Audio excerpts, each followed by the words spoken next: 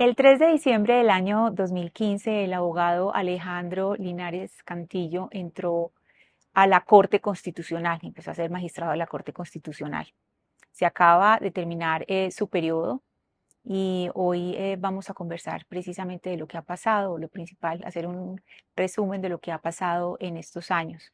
Él es abogado de la Universidad de los Andes con especialización en finanzas de la misma universidad, maestría de Harvard Law School y PhD de la Universidad Externado de Colombia.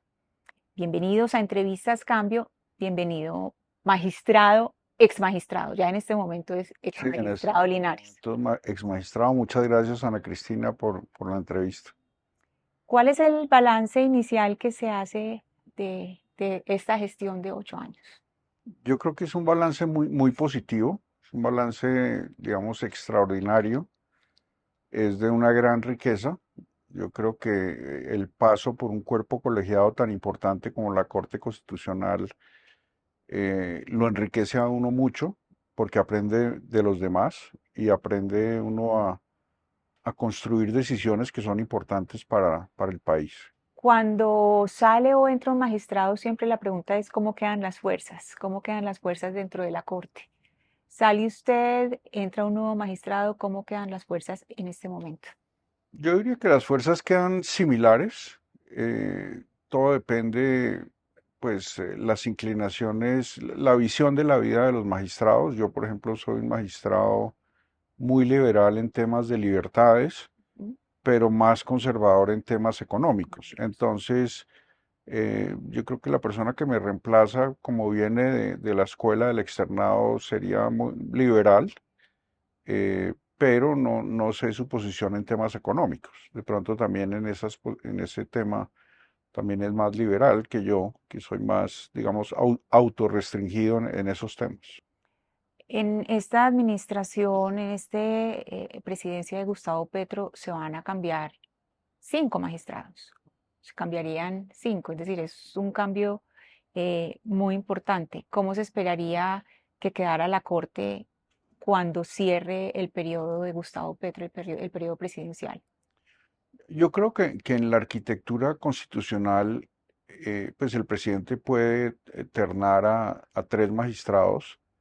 El Consejo de Estado y la Corte Suprema de Justicia también pueden ternar a tres magistrados. Entonces yo creo que la institucionalidad va a generar unos cambios en la Corte que no van a ser tan, digamos, tan abruptos frente a la línea de pensamiento de los magistrados. Se supone que los magistrados que vienen ternados por el presidente siguen como la línea del presidente, pero los ternados por el Consejo de Estado o por la Corte Suprema de Justicia reflejan más una representación de lo que es la rama judicial.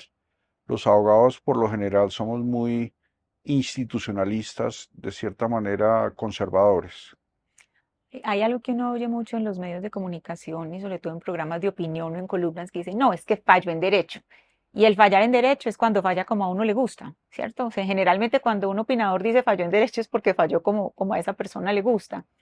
El hecho de que sea conocida o sea pública la ideología o la posición política de un magistrado de una alta corte, de una corte de cierre como es la Corte Constitucional, ¿eso es transparencia o eso le quita legitimidad? No, yo creo que, digamos, no existe objetividad plena, no existe el magistrado neutral, porque uno falla de acuerdo a su lectura de la Constitución con base en su experiencia, con base en su educación, con base en sus ideas. Entonces, lo que uno trata es de interpretar normas que son de textura abierta, que reflejan la posición que uno tiene frente a la lectura de la Constitución. En otras palabras, una misma norma puede significar diferente para dos magistrados porque cada uno tiene, digamos, unas experiencias, unas vivencias de vida muy distintas a las del otro magistrado. Por eso es tan rico, los debates en la Corte son ricos porque cada magistrado viene de distintas especialidades, distintos géneros, distintas visiones del mundo, distintas creencias religiosas, y eso hace que en las discusiones pues todos esos temas salgan, y realmente lo que uno tiene que hacer es construir una decisión colectiva que refleje, digamos, la mayoría.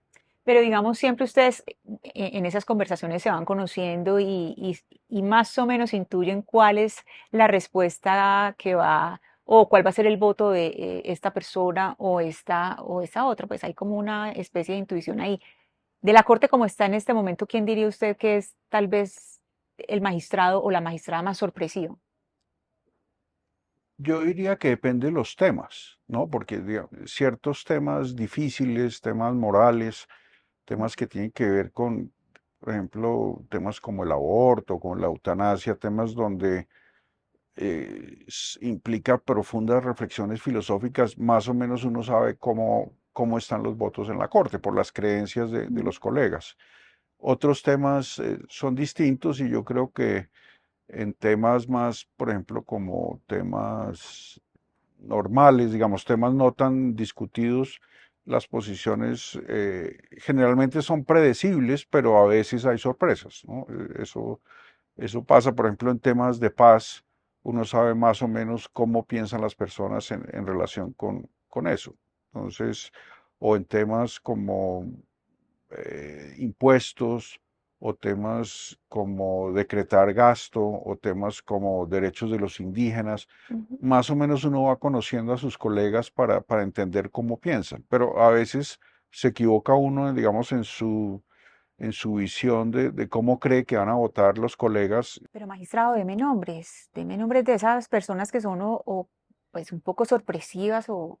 No, digamos, no sorpresivas, yo le daría el nombre de Cristina Pardo, que es una magistrada que tiene claramente, digamos, definidos sus creencias religiosas. Ella es muy católica, entonces uno la respeta mucho.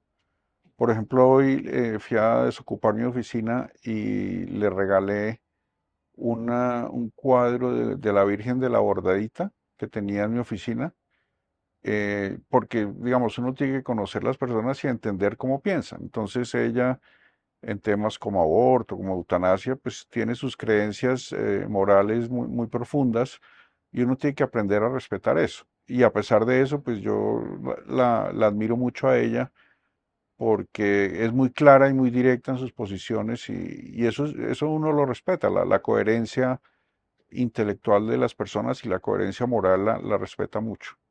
¿Y ese cuadro porque estaba en su oficina? Lo heredé del doctor Tafur, y el doctor Tafur se lo heredó al doctor González y yo lo heredé del doctor González y hoy que estaba desocupando la oficina, dije, no, esta virgen es la Virgen de la Bordadita, que es de la Universidad del Rosario, y Cristina es de la Universidad del Rosario, entonces se lo regalé. Pues no era mío, pero regalé una cosa que estaba en mi oficina y Esa que famosa cruz de la Corte Constitucional, la de las fotos, ¿alguna vez ha sido materia de discusión entre ustedes o...? varias veces nosotros hemos tenido discusiones muy profundas sobre si debe haber un Cristo en la sala plena.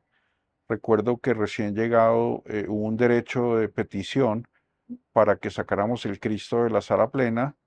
La mayoría de la sala determinó que el Cristo era un elemento cultural, pero yo salvé el voto en esa decisión junto con el doctor Rojas y el doctor Palacios. Nosotros somos, digamos, más laicos, o diría menos creyentes, y en ese sentido consideramos que había que retirar el Cristo de la sala plena. Pero como en la corte las decisiones se toman por mayoría, pues el Cristo todavía está en la sala plena y obviamente hay mucha gente que quisiera o que saquemos el Cristo de la sala plena o que todos los símbolos de las distintas religiones del mundo estuvieran en la sala plena, simplemente para que el Estado no o la Corte Constitucional no se viera inclinada en favor de alguna religión.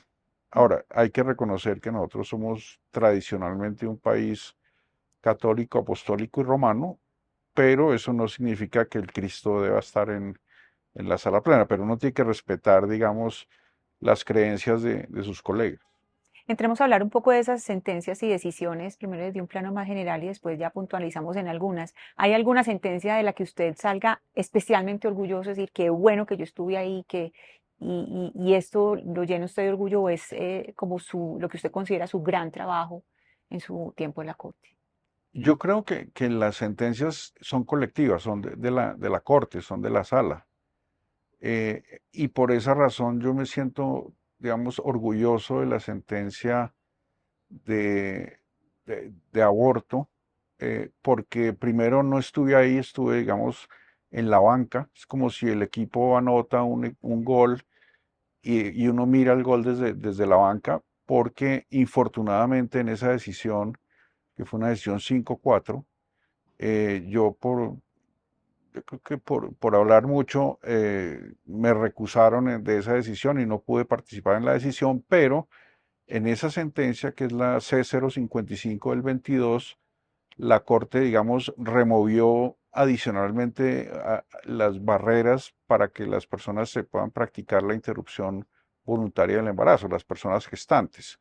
Y en ese sentido, pues me sentí muy contento con la decisión de la Corte de seguir, digamos, avanzando a sabiendas de que yo no estaba votando en la sala, pero yo estaba detrás de pues no detrás de bambalinas, sino estaba sentado en el banco haciéndole barra a la mayoría, y esa fue una decisión en la cual se decidió por un conjuez 5-4, lo que muestra, digamos, que las posiciones de los distintos magistrados en esos temas tan sensibles como el tema del aborto.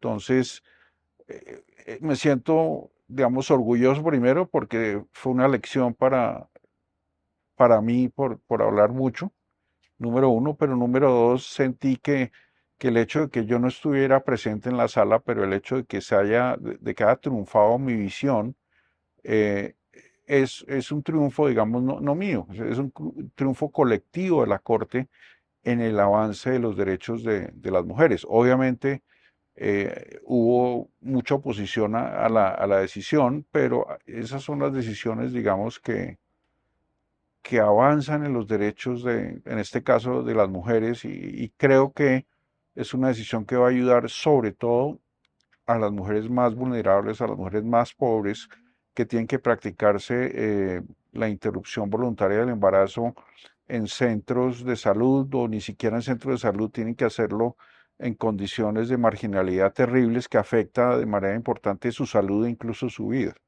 Y creo que es una decisión importante para ese tipo de mujeres, no tanto, digamos, las mujeres de alto estrato que pueden ir a cualquier sitio a practicarse un aborto, sino personas que tienen muchas barreras de acceso al sistema de salud, personas que las marginalizan mucho, que las estigmatizan, y eso me pone muy contento, digamos, porque refleja, no estaba yo sentado en la sala, pero mi visión triunfó en la sala plena de la Corte, lo cual para mí eso me da mucha satisfacción personal. Usted con esta respuesta, pues también me contestó la siguiente pregunta, que era su mayor metida de pata en estos años y creo que venía incluida en la anterior respuesta, ¿o no? Yo creo que, ¿O ha habido algo peor? no. Yo creería que no fue una metida de pata pues tan grande, aunque me generó unas denuncias penales que afectaron no mi tranquilidad, sino la tranquilidad de mi familia.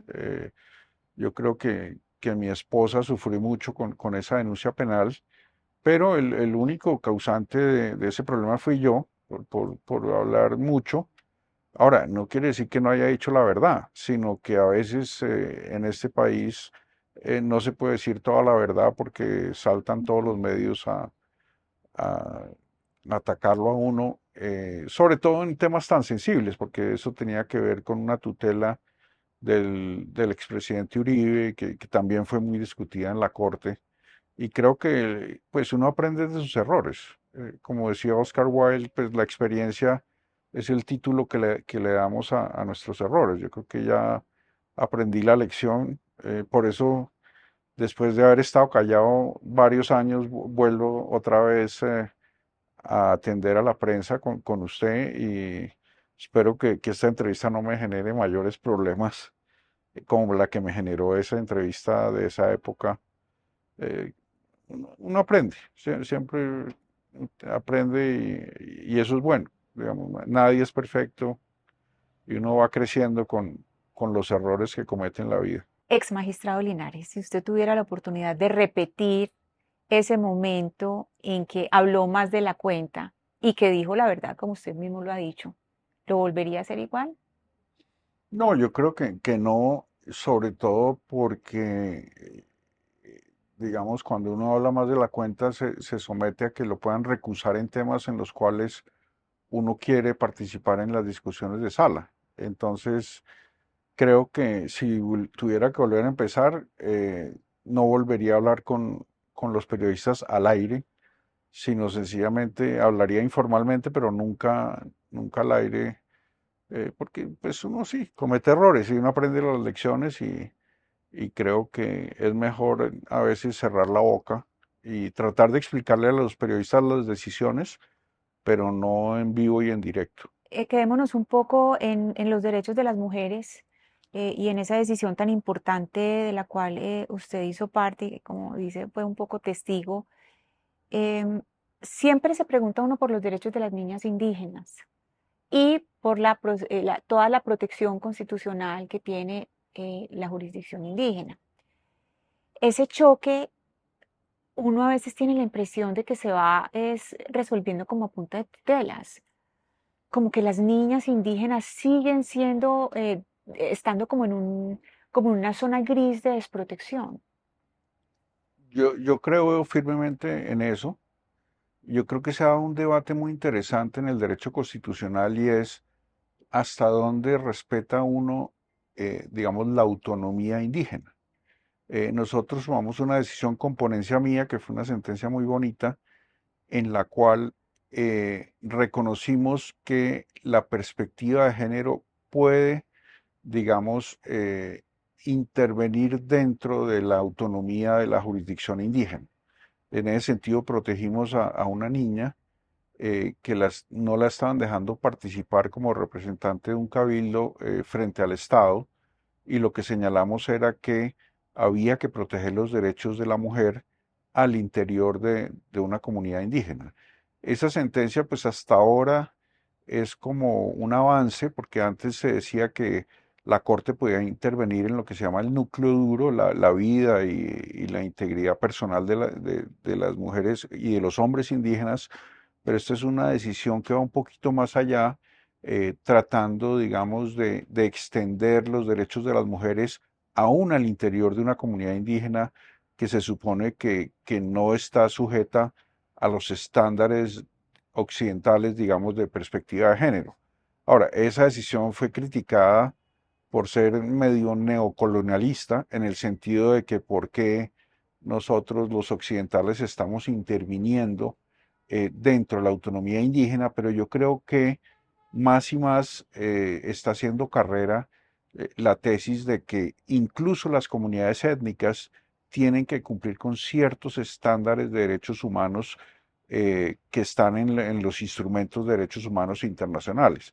Ese es todo un debate, no solo en Colombia, en el mundo, y es hasta dónde llega la autonomía de las comunidades étnicas. Y yo creo que la Corte en estas decisiones lo que trata es de proteger a las mujeres indígenas en este caso, de manera tal que se note que el Estado protege a unas comunidades y a unas mujeres que están en dificultades y están en situaciones de vulnerabilidad. Doctor Linares, ya que estamos hablando de derechos humanos, hay una sentencia que a muchas personas nos sorprendió. Yo, por ejemplo, me sentí muy sorprendida, pues yo sé que usted es cercano al expresidente Santos, que usted siempre ha estado de la mano, siempre ha sido amigo de todas las iniciativas de lo que tiene que ver con los acuerdos de La Habana, y le quisiera preguntar por esta decisión de la Corte Constitucional de excluir a los terceros civiles de la comparecencia forzosa ante la JEP,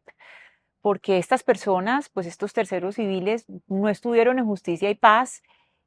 Hay más de 13.000 con compulsas a terceros que pues que quedan para fiscalía y uno sabe que ahí no se van a mover. Entonces me pregunto por esa decisión, si esa decisión pues no se habrá equivocado tal vez la Corte Constitucional en esa decisión, y si eso, y aquí lo conecto con los derechos humanos, y si tal vez no es desconocer algo del derecho internacional humanitario. Esa pregunta es extraordinaria, pero me toca explicar el contexto para poderla contestar. Yo creo que tanto las FARC como el gobierno nacional, cuando le entregaron a la Corte la facultad de revisar todo el acuerdo final y su implementación, le entregaron a la Corte un regalo envenenado. Es decir, convirtieron un tema político en un tema jurídico y yo todavía me estoy preguntando por qué la Corte tuvo esa función tan importante. Y obviamente, mirando el balance en el largo plazo, creo que fue un balance positivo. Ahora, eso no quiere decir que nos hayamos equivocado en algunas decisiones. Por ejemplo, hablando con académicos, el otro día estaba hablando con un académico de Yale que me hizo la misma pregunta que usted me hace, y es ¿por qué excluimos a los terceros de la jurisdicción obligatoria de la JEP? La respuesta, hay varios tipos de respuesta. La real respuesta es que solo había dos votos. La respuesta que está en la sentencia es que el juez natural de los civiles, o sea, los no combatientes, es la justicia ordinaria y que en ese sentido lo que estaba haciendo el acto legislativo es imponiéndole otro juez natural a las personas que no hayan sido parte del conflicto armado. Eso es lo que dice la sentencia, es la sentencia C, 674 del 17, cuyo ponente fue el magistrado Luis Guillermo Guerrero, y esa era la propuesta, digamos, que él le hizo a la sala plena, pero en la sala plena solo habíamos, digamos, dos magistrados que queríamos, digamos, declarar la constitucionalidad de esa norma. Entonces, mi respuesta pragmática es que no hubo el ambiente suficiente en la sala plena para para, digamos, poder cambiar después de una guerra el juez natural de los terceros combatientes. Le pido que sigamos en modo profesor. No entiendo. Entonces, ¿por qué a los militares, el juez natural de los militares no es la justicia penal militar? Entonces, ¿por qué los militares tienen otro tratamiento si uno pensaría que ese primer juez de los militares sería la justicia penal militar? Buena pregunta. No, no quiero sonar que estoy haciendo mansplaining, pero digamos, en el tema de los militares sí son combatientes. Digamos, los militares además están sometidos al derecho internacional humanitario y de hecho los militares quedaron sometidos a la JEP de cierta manera, de una manera simétrica con los excombatientes de las FARC. Es una justicia distinta, pero de manera simétrica los militares se sometieron a la jurisdicción de la JEP. Pero, digamos, la distinción está en que como estamos cerrando una guerra entre las FARC y el Estado colombiano, eh, en esa guerra se acordó, digamos, un nuevo juez, un juez, digamos, sometido al Estatuto de Roma, que era la Jurisdicción Especial para la Paz, más esa tesis, digamos, del cierre de la guerra no le aplicaba a los que no habían estado en la guerra. De hecho, a mí me parece interesante que la JEP, por ejemplo, acabó de admitir a Mancuso Mancuso, sí. en el sentido de que lo consideró que él era una bisagra entre una de las partes del conflicto armado. Entonces, yo creo que el tema de fondo ahí es si ese grupo o si esas personas eran o no parte del conflicto armado, porque se supone que la justicia especial para la paz es una justicia sobre las personas que participaron en el conflicto armado. De hecho, nosotros lo que señalamos era que digamos, la comparecencia de los terceros debería ser voluntaria y los terceros que se quisieran someter a la JEP lo podían hacer dentro de los 3 meses siguientes. Eso se señaló en la ley estatutaria de la JEP. Infortunadamente los terceros no se han sometido como usted señalaba, pues hay muchas compulsas de copias. Sin embargo, creo que desde el punto de vista práctico también, en la medida en que ve uno la JEP relativamente congestionada, es mejor que primero juzguen a los máximos responsables y después pensemos en el futuro, porque yo creo que los procesos de paz son secuenciales.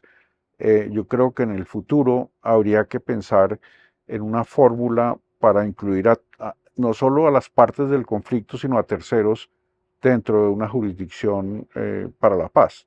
Por ejemplo, si uno hiciera la paz con el ELN, no estoy diciendo que el ELN deba ir a la Jurisdicción Especial para la Paz, pero en el mecanismo de justicia que se consagre, seguramente muchos terceros van a querer ir. Además que, pues teóricamente, si uno se queda en la justicia ordinaria, le están aplicando las penas ordinarias, Ujú. mientras que en la JEP hay unas sanciones propias y hay unas sanciones, yo diría que son eh, distintas, pero no son tan, digamos, tan fuertes como las penas de la justicia ordinaria. De hecho, si uno fuera tercero que hubiera participado en ayudando, digamos, a alguna de las partes en el conflicto, recibiría un tratamiento penal mucho mejor, digamos, más beneficioso en la JEP que en la justicia ordinaria. El problema es la inoperancia de la justicia ordinaria en esos casos. Claro.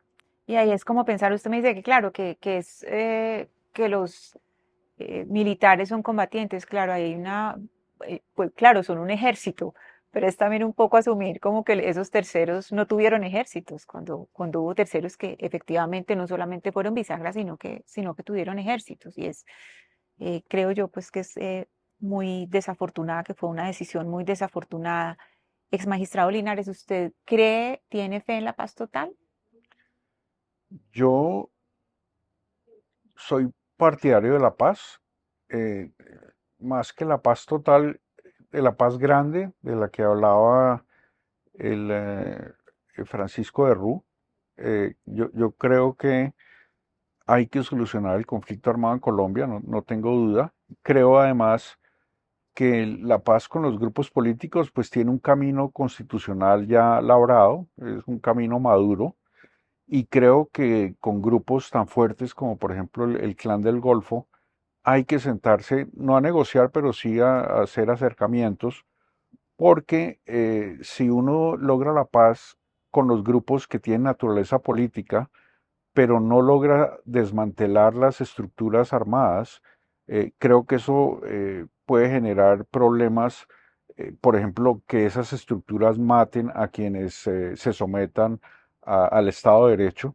Por ejemplo, si se hace la paz con el ELN, nada garantiza que grupos, digamos, estructuras armadas organizadas de alto impacto puedan afectar, digamos, puedan empezar a afectar la seguridad personal de las personas que se desmovilizan. Entonces, desde un punto de vista, digamos, macro, si uno desmantela, si uno no desmantela esas estructuras armadas organizadas, pero negocia acuerdos de paz con grupos de naturaleza política, tiene que tener, digamos, la capacidad de copar los espacios que dejan esos grupos de naturaleza política. Por eso creo que, digamos, dentro de la visión que yo le entiendo al presidente Petro, creo en la paz grande, en el sentido de que no solo son los grupos que están con una naturaleza política tipo ELN, sino también creo que grupos como el Clan del Golfo también tienen que someterse a la justicia, y en ese sentido entiendo la visión, que es una visión interesante del presidente Petro. Es una visión más amplia, es una visión que va más allá de la historia de Colombia, porque históricamente nuestros conflictos eran de naturaleza con grupos políticos, pero creo que el tema del narcotráfico y cómo ha permeado el narcotráfico y la minería ilegal en esos grupos que tienen control territorial, creo que hay que desmantelarlos con sometimiento, y obviamente hay que darles unos beneficios penales, pero también hay que obligarlos a reparar a las víctimas, hay que someterlos a la justicia, hay que ver digamos, hay toda una serie de condiciones que hay que fijar en una ley de sometimiento, pero yo sí creo en la paz grande que hablaba Vale. Francisco de Rú, en la paz total, y yo creo que el país tiene que andar por esos caminos. Y obviamente no es fácil hacerlo simultáneamente porque se puede hacer secuencialmente. El problema de hacerlo secuencialmente es que nos pasa lo que pasó con el acuerdo de paz con las FARC, que al no ocupar esos territorios que dejaron las FARC, pues lo ocuparon otros grupos como el Clan del Golfo, el ELN o los Chotas o los distintos grupos que delinquen en el país. Entonces, definitivamente creo que la idea es buena, la implementación es difícil, pero creo que ese es el camino del futuro para Colombia.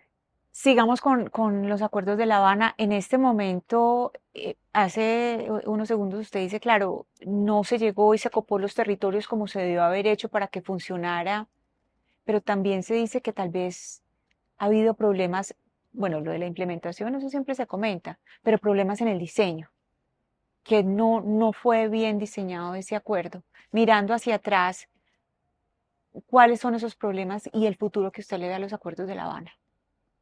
No, yo diría que están bien diseñados. Yo creo que Sergio Jaramillo hizo un muy buen diseño. Yo creería que el problema no es el diseño, sino la implementación. Digamos, cuando uno se lee el ladrillo del acuerdo de paz, que es bastante largo, el capítulo uno está muy bien concebido, que es el tema de la reforma rural integral, está muy bien concebido. El capítulo 2 sobre participación política es muy bueno. El 3 sobre la movilización, yo creo que se cumplió casi a la perfección. Eh, hay problemas de implementación con las garantías de seguridad. El capítulo 4 que es cultivos ilícitos, está bien diseñado, pero la implementación falló. Entonces, yo creo que las mayores fallas es en la realidad, pues es que llevar a la práctica un acuerdo de ese tamaño y de esa profundidad no es fácil.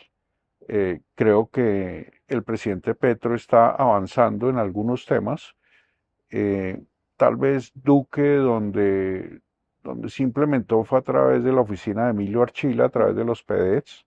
Yo creo que eso hay que reconocerlo. Pero en los otros temas hubo falta de implementación. Entonces yo creo que se puede implementar. Yo creo que, como lo señala el acto legislativo 2 del año 17, pues el Estado tiene que cumplir de buena fe ese acuerdo, y por tres gobiernos, a partir del de Duque, es el de Duque, el de Petro y el próximo presidente o presidenta, tendrían que continuar. No es un tema que se haga de la noche a la mañana, sino hay que implementarlo progresivamente. Ahora, todos esos territorios, las zonas PEDET, son zonas que requieren mucho apoyo digamos, del Estado central y obviamente también de los alcaldes y gobernadores. Yo creo que eso es un programa de desarrollo a largo plazo, hay que cumplirlo, y hay que tratar digamos, de cumplirlo porque si no se cumple, pues tiene un impacto muy negativo sobre cualquier futura negociación de paz o de sometimiento, ¿no? Porque muestra que el Estado, y en general el Estado es muy incumplido, el Estado es incumplido y lo que uno tiene que hacer es que el Estado cumpla sus obligaciones bajo el acuerdo. El Estado siempre llega tarde, dice la magistrada Julieta Eso Leguía. dice Julieta en un libro muy bueno. Sí, El Estado no solo llega tarde, sino incumple sus obligaciones, sí. infortunadamente. Retomando el nombre del expresidente Duque, me gustaría que nos refiriéramos brevemente a los estados de excepción. Esa declaratoria de estados de excepción, uno que pues uno creería que prácticamente los declaran presumiendo que la Corte los va a declarar inexequibles, pero después, cuando ya para qué, o sea, uno falla, uno ve que los fallos son cuando ya es demasiado tarde. ¿Para qué sirve eso? No, yo creo que pues la Corte no siempre llega tarde, se demora un poquito, pero toma unas decisiones importantes. Yo creo que, por ejemplo, en el tema de la pandemia, que fue un tema muy complejo, realmente sobreviniente, la Corte trató digamos, de no tumbar esas emergencias porque fueron una y la prórroga del tema del COVID-19, que fue bien complejo. Creo que ahí nosotros fuimos, de cierta forma, no flexibles, pero tratamos digamos, vimos que la situación era muy grave y que se requerían algunas medidas importantes. No obstante, tumbamos una que otra medida, pero en general yo diría que en esa declaratoria de emergencia de Duque, pues las dos del COVID fueron bien manejadas por la Corte, digamos, no, yo creo que la situación era lo suficientemente grave como para que se hubiera decretado la emergencia. Ahora, lo que pasó fue que el presidente Duque, tal vez con cierta habilidad, algunos decretos que limitaban derechos fundamentales los sacó no por emergencia económica, no eran decretos legislativos, sino eran decretos reglamentarios que reglamentaban ciertas normas, el código de policía, por ejemplo, y esos decretos van al control del Consejo de Estado. Entonces, algunos de ellos se cayeron y algunos de otros los controlamos a través de tutelas, por ejemplo, ese decreto que señala que no podían salir a la calle los mayores de 80 años. Recuerdo que ahí estaba Rudolf Holmes y Humberto de la Humberto de Calle. la Calle, claro. Esa tutela finalmente se falló un poco tarde, pero se falló en favor de la libertad personal. La Corte, en una tutela, recuerdo, con ponencia de la magistrada Meneses, señaló que ese decreto era inconstitucional. Es tarde, pero queda el precedente para una futura emergencia donde se quieran limitar, digamos, derechos de personas, por ejemplo, mayores de 80 años, digamos, es un buen precedente. En su momento no pudieron salir a los parques los mayores de 80 años, pero creo que el mensaje es que a futuro un presidente no podrá volver a hacer ese tipo de limitaciones de las libertades. Esta es una pregunta sobreviniente y es precisamente para que hablemos del presidente Petro y La Guajira, que le ha ido bastante mal. Esto es, o por ahora, pues lo que tenemos es que le ha ido bastante mal. ¿Esto es idealismo? ¿Es mal asesorado? ¿O qué pasa ahí? No, yo no creo ni que legalismo ni que mal asesorado, digamos, filosóficamente hablando, la Constitución del 91 lo que quiso, uno de los temas de la Constitución del 91 era que fuera muy excepcional que los presidentes legislaran a través de Ujú. los estados de excepción. Veníamos de las épocas del estado de sitio y cuando uno lee los antecedentes de la Constitución y todo lo que tiene que ver con los estados de excepción, lo que se busca es limitar digamos, el poder presidencial de legislar. En ese contexto, digamos, hay una jurisprudencia muy estricta de la Corte y en este caso, digamos, cuando yo escuché al presidente Petro en la audiencia pública, el presidente Petro, digamos, a mí me dejó convencido de que los hechos eran sobrevinientes. Él dijo que era una combinación de factores humanos con factores de la naturaleza. Hizo una exposición brillante. El presidente Petro es muy inteligente y muy profundo, pero el problema era que sí eran sobrevinientes los hechos, eh, pero había un problema de que no utilizó las herramientas que establece el sistema Ujú. jurídico colombiano para manejar esos problemas. En otras palabras, es lo que se llama el juicio de necesidad jurídica, en el sentido de que había por lo menos dos leyes, la ley que maneja los riesgos, digamos, hay una ley del año 2012 que permite ciertas herramientas ordinarias para manejar problemas y desastres y riesgos, y había otra ley que había prorrogado la existencia del Fondo de Adaptación, y hoy en día el Fondo de Adaptación está hecho para mitigar los efectos del cambio climático. Entonces, lo que la Corte consideró en esa decisión es que si bien pudo haber hechos sobrevinientes en La Guajira. El problema era que no se habían utilizado por parte del gobierno las herramientas ordinarias que ya están en la legislación para hacerle frente a esa problemática. Entonces, ese fue el problema de Petro. No creo que mal asesorado, yo creo que el presidente con la mejor intención de solucionar la crisis humanitaria en La Guajira, pero creo que no había, digamos, no estaban dadas las condiciones de excepcionalidad para legislar cuando ya existía en el ordenamiento jurídico herramientas para poder prevenir o mitigar esa crisis climática que pues se está presentando, yo creo que están comenzando a empezar en La Guajira. Ahora, en La Guajira definitivamente hay una crisis humanitaria, hay una crisis con la nutrición de los niños guayú, de las comunidades indígenas. Creo que es un problema de la mayor gravedad. La Corte ya ha emitido varias tutelas al respecto. En el año 2017 sacó la sentencia T-302, que básicamente está declarando un estado de cosas inconstitucionales en La Guajira, y la Corte es consciente de esa problemática, pero no es una problemática que se solucione exclusivamente con normas, sino le hay que solucionarlo con gestión, no solo del gobierno central, sino también de las autoridades locales, de los alcaldes, del gobernador de La Guajira.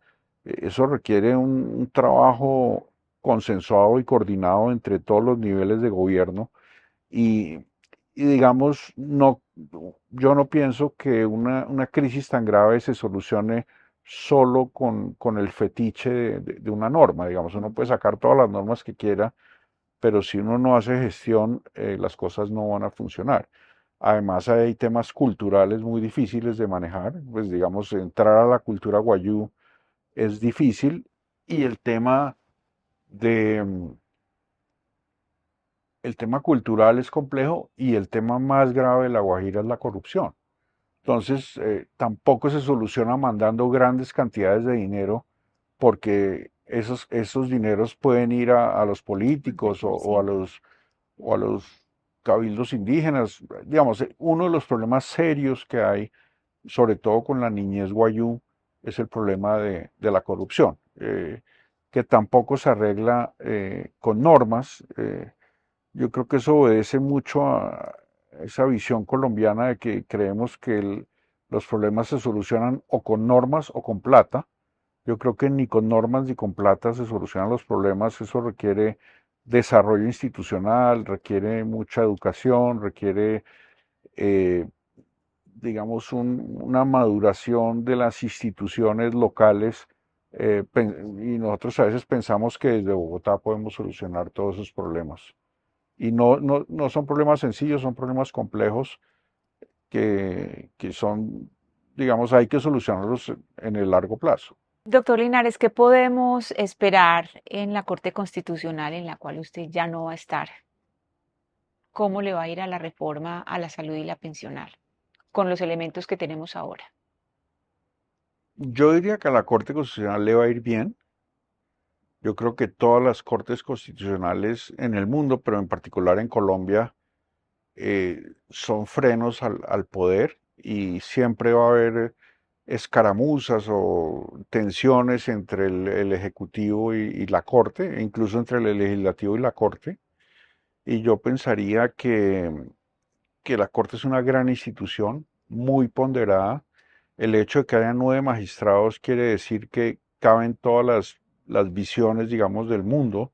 Pues no el 100%, nos faltan algunas visiones, digamos, de las comunidades étnicas. Ojalá en el futuro eso Ujú. se mejore, pero, pero digamos son visiones políticas de lo que le conviene a este país, que son diversas, y eso hace que las decisiones sean decisiones, digamos, más institucionales, mucho más, digamos, frenos al poder, pero dentro, digamos, de los cauces democráticos. Doctor Linares, pues que usted me cambió la pregunta. Yo no le pregunté cómo le iba a ir a la Corte, le pregunté cómo le iba a ir a las reformas en la Corte. Ah, ok. Yo creo que depende, todo depende, digamos, qué pase con las reformas, porque la verdad todavía, todavía no se han aprobado, Ujú. y depende cómo queden aprobadas, porque, por ejemplo, hay quienes dicen que la reforma a la salud, por ser una ley estatutaria, debe ir por comisiones primeras. Yo todavía no he estudiado ese tema, pero eso sería un buen tema para que lo estudie la Corte. Ahora, la Corte ya sacó una decisión en la cual, eh, señaló que es posible suspender ese tipo de leyes. Eso podría ser una posibilidad, pero eso requeriría, digamos, Primero que se apruebe la reforma de la salud en el Senado, digamos que pase las dos vueltas en Cámara y en Senado.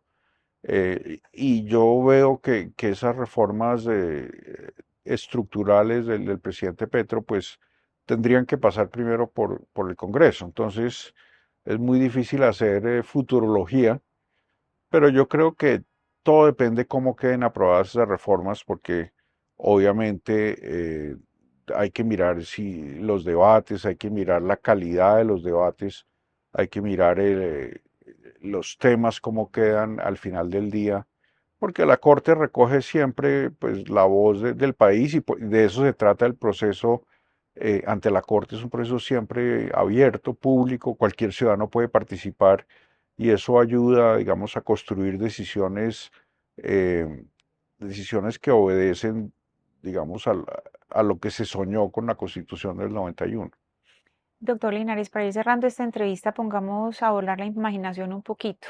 Vimos lo que pasó en Argentina con Milei, el pendulazo que se movió completamente para el otro lado. Si llegara a ocurrir eso en Colombia, ¿estaría en algún momento en riesgo la Constitución de 1991? Yo honestamente no creo. Yo creo que esquemas digamos, personas que han llegado al poder en nuestros países como el presidente Petro, en el otro extremo Bukele o Milei, muestran, digamos, la posibilidad de que personas de distintas ideas lleguen al poder y eso se hace dentro de los cauces democráticos. Yo no creo que ni el presidente Petro ni un Milei puedan de la noche a la mañana cambiar una constitución, en el caso colombiano, la constitución del 91, que fue fruto de un consenso después de un acuerdo de paz con el M-19, con unas fuerzas políticas divididas, digamos, como en tres bloques. Yo creo que nuestra constitución es una constitución muy legítima, es una constitución que todos queremos, por ejemplo, la acción de tutela, la Corte Constitucional, la Carta de Derechos, son elementos que hacen que sea difícil reversar esos temas, la independencia del Banco Central. Creo que son temas que han venido en los últimos 30 años madurándose y yo veo muy difícil, independientemente, digamos, de un Milei o de un Bukele incluso de un Petro, que se echen para atrás. Yo creo que la gente lo que quiere es avanzar en la implementación de los derechos, la gente lo que quiere es avanzar en la inclusión, la gente lo que quiere es mejorar la calidad de vida de los colombianos, sobre todo reducir la pobreza. Entonces, independientemente de, digamos, de ideas de derecha o de izquierda, creo que la Constitución es un muy buen marco del cual no nos podemos salir para implementar políticas, no importa el color, digamos, político que haya detrás de quien gane. Yo pensaría, ya para cerrar la entrevista, si me pregunta quién creo que va a ser presidente en el futuro, yo pienso que el presidente no va a ser ni bogotano, ni con barriga, ni blanco, ni heterosexual. Yo pensaría que hay muchas probabilidades, por ejemplo, de una persona afrodescendiente como Luis Gilberto Murillo, o de una persona como Claudia López, o de incluso una persona como, ya está sonando, dicen que Abelardo de la Espriella, digamos, tiene que ser una persona diferente a los presidentes que hemos elegido en el pasado. Yo creo que los bogotanos, los blancos, los heterosexuales, no tenemos cabida porque el país ha cambiado, lo cual me parece muy positivo. Yo creo que hoy en día somos más diversos y aceptaríamos, digamos, un presidente con distintas orientaciones sexuales o una presidenta con otras orientaciones o una persona afrodescendiente o una persona, un outsider tipo Oviedo, por ejemplo. Es sorprendente cómo le fue bien a Juan Daniel Oviedo en la alcaldía de Bogotá. Pues no ganó, pero sacó una votación increíble en tan poco tiempo, con tan pocos recursos para hacer campaña. Entonces, creo en los outsiders, en las personas que vienen de afuera del mundo político, o incluso en un tuitero o un youtuber, uno no sabe si pueden llegar, digamos, al poder, es posible. La tranquilidad que le da a uno es que hay una constitución dentro de la cual tienen que gobernar estos personajes. Pues de hecho ya tuvimos a Rodolfo Hernández, que casi llega a la presidencia, y yo creo que a pesar de todo lo que él decía, el marco constitucional hubiera tenido que canalizar todas sus iniciativas a través del Estado de Derecho. Porque si tenemos una constitución que es liberal, no confesional, una constitución tan hermosa, ¿por qué nos va tan mal? Porque yo creo que el problema no es de leyes, sino hay un problema de implementación. Yo creo que el marco constitucional es muy bueno. Yo creo que el problema somos los seres humanos. Son las pasiones que tenemos los seres humanos. En últimas, una constitución es como el mástil al cual uno se ata para no tener pasiones y deseos, y de cierta forma la constitución funciona bien, el problema somos los hombres encargados de implementarla. Yo creo que el problema no es de diseño, sino, como señalaba incluso con el acuerdo de paz, de implementación. Hay muchos intereses que no quieren ceder, y creo en ese sentido, me parece que el discurso de Petro por lo menos está generando un cambio en las actitudes de las personas. Es un discurso muy positivo, que nos lleva hacia la diversidad, y yo creo que uno de los problemas más graves que tiene que solucionar el país, además del narcotráfico y además de la pobreza, es el tema de la violencia. Yo creo que mientras nos sigamos matando unos a otros, pues vamos a seguir teniendo problemas. ¿Para dónde se va, magistrado? Me voy para los Estados Unidos, me voy para el sueño que siempre tuve fue estudiar en la Universidad de Stanford. Me voy ahora como visiting scholar, voy a estar unos meses allá para básicamente no hacer nada, pero reflexionar un poco sobre el rol de la Corte Constitucional en el proceso de paz. Voy a ver si trato de escribir algo, incluso sobre la pregunta difícil que usted me hizo sobre los terceros, porque creo que quiero llegar a analizar el tema no solo desde la perspectiva, digamos, jurídico-filosófica, sino de las implicaciones prácticas que tuvo esa medida, que para algunos pues no fue una medida, fue un error. Creo que si fue un error, fue de los pocos errores que cometió la Corte con ese regalo envenenado que nos dieron las dos partes en el acuerdo. ¿Qué va a extrañar de la corte? ¿Qué voy a extrañar? Los debates. Los debates, porque los debates lo enriquecen a uno de una forma increíble. Los debates lo hacen ver a uno más humilde, porque muestran que uno no tiene la verdad. La verdad, pues obviamente no existe, pero la verdad que uno tiene y que cree Mm. que es, que tiene la razón siempre, no. Uno siempre escucha a sus colegas, y creo que al escuchar uno lo que piensan los demás, aprende mucho. Digamos, aprende uno incluso a mejorar sus propios argumentos. Y eso, digamos, esa riqueza de los debates en la corte, es apasionante, es muy apasionante. Entonces voy a extrañar a mis colegas, voy a extrañar un poco el tema de la estrategia judicial, que es muy interesante, y voy a extrañar, digamos, ese análisis previo las salas plenas, para ver cómo trabaja uno y tratar de llegar a consensos, porque obviamente 9 personas, pues no es fácil que 9 personas piensen de la misma forma, y eso es lo que hace bonita la Corte, esa diversidad, esa confrontación de ideas, ese intercambio, no solo de ideas, sino también de visiones del mundo, es muy interesante. Pues nosotras las mujeres y sobre todo las mujeres más vulnerables en Colombia vamos a extrañar un magistrado que le haga tanta fuerza a los derechos de las mujeres. Muchas gracias, magistrado Alejandro Linares. Muchas gracias. Tanto en la banca como en la titular, de todos modos, hay que seguir peleando por los derechos de las mujeres en Colombia. Y mucha suerte, que le vaya muy bien. Muchas gracias. A ustedes muchas gracias por acompañarnos. Les habló Ana Cristina Restrepo Jiménez. Hasta la próxima.